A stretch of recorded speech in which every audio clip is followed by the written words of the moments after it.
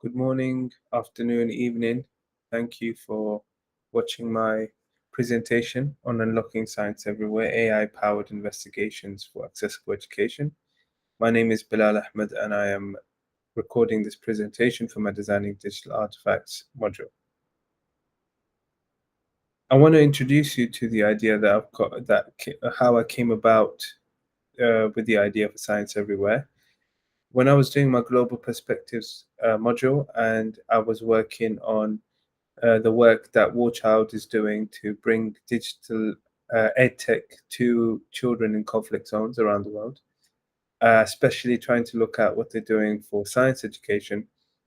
I noticed that there were some things that obviously, as teaching in the first world, uh, I I have access to, my students have access to, but I noticed that obviously children in that zone may not. Warzone does provide iPads and other devices for them to use. However, there's also certain skills that you only tend to learn from when you are in the lab. So I thought of creating an app or designing an app which tries to bring the lab everywhere. So that's why I'm calling it Science Everywhere, because I'm trying to bring science wherever they are, rather than having to build a lab or have a mobile lab, which is other alternatives that people obviously, other organizations do. So the idea for making science accessible and making it part of my module was because of my work as a teacher. I have done a lot of reading around, and I have shared the stories of Hassan ibn al-Haytham, who is considered the father of optics, and he's also credited as the one who came up with the um, what we consider to be the modern scientific method for testing things. So you come up with a hypothesis, a prediction, you test it, and then based on that, your observations, then you refine it, and then you test it, and you make it better until you have some sort of a rule or an idea, or you come up with some sort of um, scientific rule or fact. And he did a lot of work on that in his time. So I'm quite very much inspired by this, and you'll see later on in the video that I take that throughout. That kind of falls my connection with Hassan ibn al-Haytham goes a bit deeper. So obviously he was a trailblazer in understanding light and vision, and he actually spent a lot of years in jail because of his science. In his time. He promoted the significance of rigorous testing, because in the past, in his time about 1,000 years ago, it was if you can debate your point the best, then your scientific theory is accepted. If you cannot debate and defend your thesis, only it was only based on your defending of the thesis. It was never about uh, does can you scientifically test it. He was the one who came up with that idea at the time originally. And again, for him, it was about careful observation, making sure that, with you may be familiar with the variables, control, independent, dependent variables. In that case, if you have multiple variables, obviously that creates more uncertainty in the data. And obviously, it was against that. And his work laid the foundational principles for the scientific method, which we are still using today. Now, a little bit of information based on my work in my previous module is that there are millions of children, according to UNICEF, 35 million children globally are missing access to basic education. And according to War Child, there's 32 million children without even access to a teacher. Some don't even have, some may have access to a teacher, but not to the basic resources. And there's, according to War Child, 32 million children who don't even have access to a teacher, let alone resources for that teacher to use.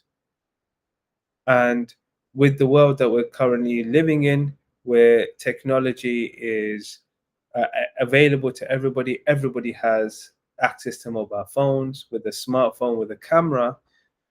My idea was coming up with an app that kind of helps bring the lab to them. So before I move on with that, these are some learning theories, and the references are placed on the last slide of this video, which I'll be sharing as well. Is four parts. So constructivism is the main learning theory that it kind of my app kind of works with, because here students are coming up with their own understanding from their own experiences, because they're going to be using their phones out and about, and their phones and the AI will support them to come up with their own tests, scientific tests that they can do. There's obviously the experiential learning aspect of it, where there is the hand-on experimentation, which is fostering the learning through direct experience. So there's a difference between, which kind of brings me on to my third point, which is situated learning, where uh, in science, for example, it's very hard to split up uh, real world applications and theory and practice, because there's a lot of science in everything that we do. Science is everything, is in everything that we do.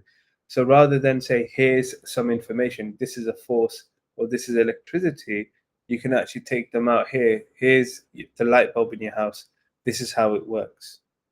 Um, and I'm hoping that this app can go in some way to help the students bridge that gap between the theory and the practice.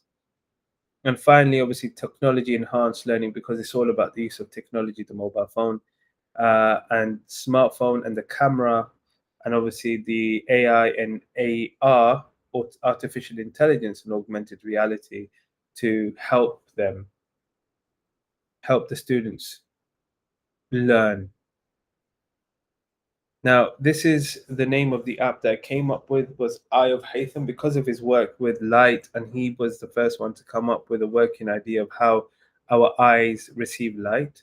I decided to name it after him. The logo is identically similar. I used AI to come up with this design, and I used AI to help me brainstorm some uh, um, phrases, catchphrases for this app, and ended up with see it, scan it, know it, because I want to keep the app simple, but also with the potential for it to do more. And obviously, science everywhere uh, is basically the idea behind it all. Is wherever you go, science is there. You can do something in terms of your science. The the original apps that I looked at the where I'm inspired by is number one is Arduino Science Journal, which was originally called Google Science Journal, which has now been changed, and it has an online. It's like an online science journal, or a lab book, where students are able to do certain experiments. And again, it has the idea that I'm looking for, which is about using telling the students, children, what they can do at using household equipment to come up with an experiment or a test, and then do calculations, do recording the results, and do conclusions. However, I want to go that next step further, incorporating AI and artificial intelligence and augmented reality into it. Where I got the idea for augmented reality was where I got the idea for augmented reality was from Pokemon Go, where in Pokemon Go, the users are able to scan the phone around, and they're able to take pictures, or not take pictures, sorry. They're able to scan around, and then their Pokemon appears in live in front of them. So I know the technology of using a phone camera to scan things existed, but then I wanted to go one step further and see what else we can do with that. So I then finally I came across Active Arcade, which is like a app that you can use at home to so you interact with it. So you have your phone's camera facing you, and then you can take part in different physical activities, and it maps what you're doing. So obviously, it requires a lot of people who develop this app. Obviously, there's a lot of coding and a lot of work that goes into it. But I wanted to use this, but in reverse. So rather than the camera interacting with the user uses the camera to scan its environment and then come up with ideas of what the test or experiments the user can do. So how do I want to use augmented reality here is by integrating that technology by allowing the children to scan the environment, as I mentioned. Apologies for repetition, and seeing what they have in front of them, and then the AR, augmented reality, will then feed that information into the AI, which will come back, okay, based on what you have in front of you, these are some tests you can do. They can go from the simple, obviously, to more advanced. Then coming on to the AI, we need to be looking at allowing these children the unique experience, and it will be tailored exactly to their needs. So based on what they have, and obviously, the more I am able to train the app, the AI, the better it will be at its job. Obviously, at the beginning, it will be quite basic, I would assume, but to make it tailored to the individual needs and hopefully help promote them. There's a lot of ideas that I'm bound to, that I'm coming up with as I'm actually working on this, as I'm recording this. But obviously, I want to focus on the main idea that I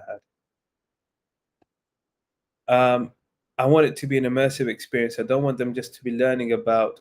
My personal background is as a physics teacher, so I keep thinking about physics ideas. But clearly, we can go to the kitchen and find some household uh, kitchen appliances and chemicals and fruits and vegetables, whatever we have that contain the right chemicals for students to do chemistry experiments as well.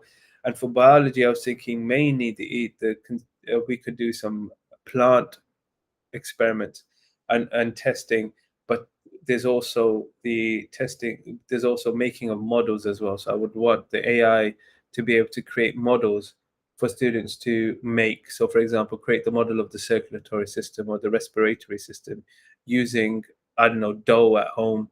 They can make dough in the shape of the lungs and the hearts, and then they can bake it. So it's not like they're wasting their food, obviously, but they're also learning as well at the same time. So I'm coming to the end of this part of my video, and then the next part will be I'll take you to the website, which I've kind of designed to kind of show you what the app hopefully would look like. So what is the main idea is that the user will capture an image of an object or objects. The AI will analyze the image, and then based on the objects identified, it will recommend science activities for the students to do. Yeah. So this is the reference list of the resources I've used, including the YouTube videos that are here. I didn't play them, but I'm sharing this link with you, so you feel free to where you can watch the videos. But this is where I'm getting my ideas from, and also the books and journals that I used for the pedagogical learning theory aspect of things.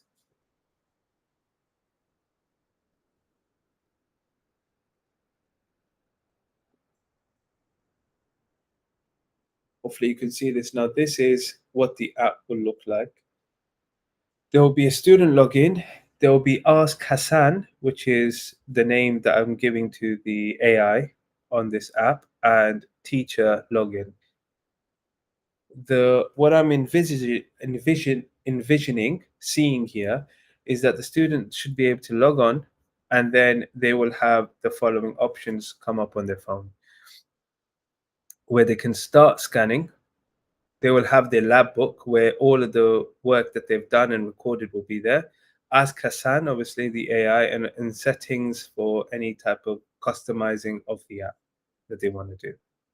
Now, what would scan environment look like is what I'm thinking is that they will take a picture. For example, here's a random image I took I created of a random sparse kitchen, and based on that, it could give a list of items that the AR has scanned from the camera, and then the AR will then feed that into the AI. I'm thinking of, rather than creating my own AI, I'm thinking of maybe utilizing Microsoft's Copilot, because at the moment, from my own experience, that is the best AI app right now that is good at identifying images. Uh, um, After doing some trials, I'd noticed that Copilot was the best one. There's obviously Gemini and ChatGPT or GTP. I always mispronounce that, but they're not that good at identifying things in images unless they're text. They're very good at picking up text. Then from here, from the suggestions, the student can then open them open the options given and then say, okay, oh, I like this, I like this. And obviously, I'm thinking this could be um, put in terms of difficulty and age. Obviously, when the students log in, they'll put the ages in, so the app will edit its suggestions for the correct age. And here's an example of what the type of tiles that they would have. Obviously, there'll be more detail, just like a lab book. There will be an investigation in terms of the method, the equipment list, health and safety precautions, um, tables of data, and graphs. But here I've got an example for if they did a speed investigation with their toys, or they did some fizzing experiments with acid, vinegar, and bleach, and baking powder, baking soda. And then in terms of the modeling one, I was thinking maybe obviously here's images of modeling clay, but depending on what they have available, they will have some sort of moldable uh, uh, thing like dough in the house that they'll be able to model and maybe bake, and then that could be their showing of, in this case, an animal cell structure. Once all of this is done, obviously, when they click on the Ask Hassan, the idea is that if they are unable to take pictures, but they can take chat with Hassan and say, "I have all of this, I have all these things. Can you give me an idea of what I can do?" So in this case, I've got all of these items. What can I do that is linked to forces? And then Hassan can come back with again suggestions.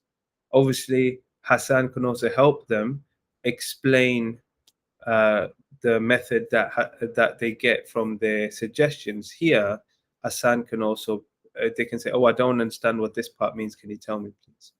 I haven't I haven't explicitly said it yet, but it is very important, obviously, to understand that there will be obviously a translated. I'm going to be using AI translation also in this app, which depending on where they are in the world, they'll be able to pick the language, and then it will be in the language of their choice. They won't be stuck on having to just use English. Um, I've already mentioned the Ask Hassan part, and there are further ideas that I have, which I have not yet fully fleshed out, so I haven't really mentioned them as much. But one of them is having the ability to chat with actual teachers, teacher volunteers, so students can actually, hey, look, I'm doing this. Can you help me with this concept that I don't understand? And also the fact giving teachers a login that they can then create their own, add their students to a class online, like Google Classroom, for example. But here they are able to, the students can also interact with the teachers and chat with them and say, teacher, I have this image, here's a picture of what I got at home. And then the teacher can then maybe do the initial work for them, putting the image into Hassan, and then Hassan saying, yeah, these are the options. And then teacher, based on their knowledge of the student, can tailor it further for them.